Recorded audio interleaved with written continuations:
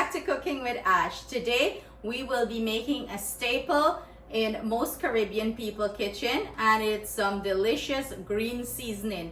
Y'all know without this we cannot cook, right? We have to get our green seasoning to flavor our food, season our meat. This is the staple in every Caribbean people kitchen, and you know I ain't lying, okay? I want to give big shout out to Sandy Naro. She requested for me to do a green seasoning recipe, and I started making the green seasoning and I'm like, oops, I got a request, so let's get into it. So you know, everyone in the Caribbean prepare their seasoning very similar because you know, we share the similar cultural background. The last time I shared green seasoning, I got a set of people in me comments saying, oh, me teeth it from this country, me teeth that country, green seasoning. Listen, ain't nobody stealing anything, okay? Guyanese people been making green seasoning for as long as I know. Since me in diaper run, my mother's been cooking with green seasoning. But the thing of it is, some of the things I use now, my mom never put in her green seasoning. But as we evolve as human beings, you know, we try different things in our cooking and we enjoy it. So hence, I put my flavor and taste to it. And I'm sure back in the days, when my great-grandmother, great-grandfather, whoever bring this recipe to the Caribbean, some of these spices that we use now and stuff, they didn't use, you know. But we have to make it to our taste and preference. So let's jump into my style, okay? My generation with my altercation green seasoning. So a must for my green seasoning is some marred man poke, or some call it basil. For me, the Guyana marred man poke is more fragrant and it's more strong in flavor. I am also using some fine thyme, and I was so happy and blessed that I got marred man poke and the fine leaf thyme from Guyana. My local West Indian store had it. When I see, man, like me hand was like fly on it, I pick up a few, right? And we got some broadleaf thyme in here. I'm also using some onion in mine. I'm using some culantro, or some would call it shadow Beni. A lot of Trinidadians use this in their cooking. I use a little bit, not a lot, because for me personally, and I'm talking about me, okay, so y'all not better come for me. I feel like culantro or this shadow Beni, it's very overpowering. If you use too much, it takes over the entire flavor of the pot, so you gotta balance it well. I always use a little bit. Last video I posted with this, someone said Guyanese do not grow shadow Beni or know about it. That's not true. Guyanese do grow it and they know about it, okay guys?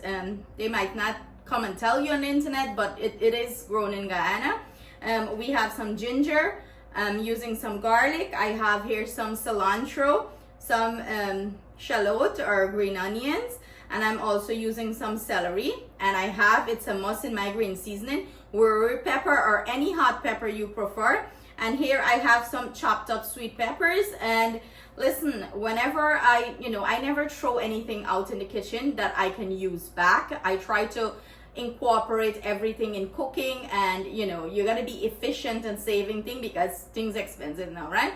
I always, whenever I use sweet peppers, I always cut off the head, and I even leave the stem on because the stem do have flavor. I leave the seed and everything, and I save these. I put it in a Ziploc bag and I freeze it away in my freezer. And whenever I make any sort of green seasoning, I would blend it up in the seasoning, and you know, it's not going to waste. So let's get over to the food processor and put this delicious green seasoning together.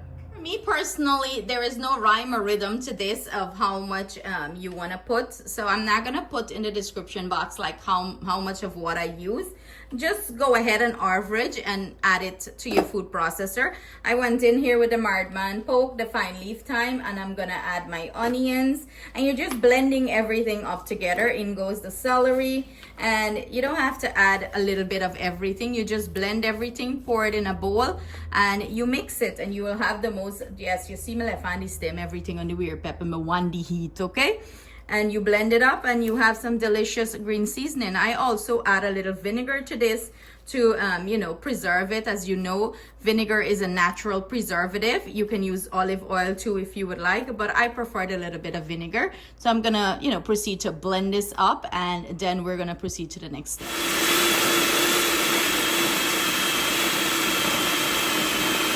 There you have it, our finished green seasoning all blend up. Look how nice it is. I still, you know, leave mine with a little texture to it. You can blend it as smooth as you like. That's to your preference here. And I'm gonna go ahead and add some vinegar to this. And let's see, I probably have about maybe 4 cups of green seasoning here. I'm gonna go in with about 3 tablespoons of white vinegar. And like I mentioned, the vinegar is a natural preservative here. You can use olive oil.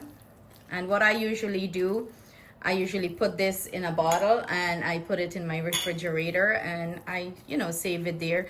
I've had people said, you know, the color change. Of course, if you have it very long in the refrigerator, the color is going to change from this vibrant green to a darker, you know, maybe a darker color, more of a brownish color. But mine never sit that long, so I have that issue. Try the olive oil if you're having that, or try a little bit of salt in it, not a lot, you know, just a little bit, and see if that helps. So I'm gonna bottle this up and pop it in my refrigerator, and that's how I prepare my delicious green seasoning.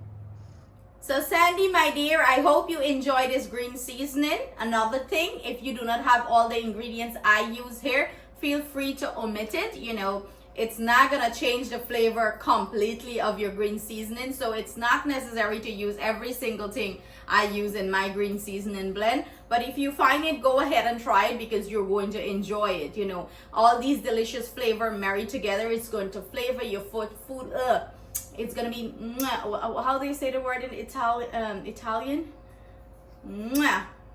You guys get it. You get what I'm saying. This is perfect when you make some fried fish, you know, you clap some of this green seasoning on it and it's so delicious. Also, if you know, make fried chicken, you cook curry, whatever, your green seasoning goes great to season your meat. So thank you guys so much for your love and support in the kitchen. I hope you guys enjoy this green seasoning. It's easy as 1, 2, 3. Sending our love, thanks, and gratitude. See you guys soon with another delicious recipe.